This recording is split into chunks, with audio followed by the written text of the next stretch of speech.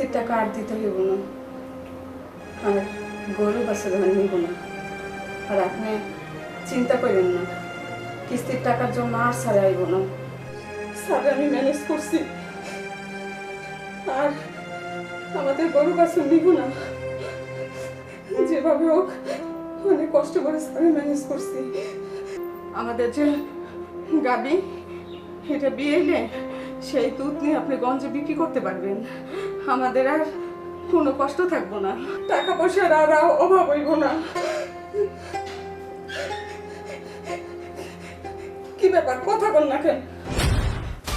কথা বল না কেন? আল্লাহ হাত পা ঠান্ডা কেন? আল্লাহ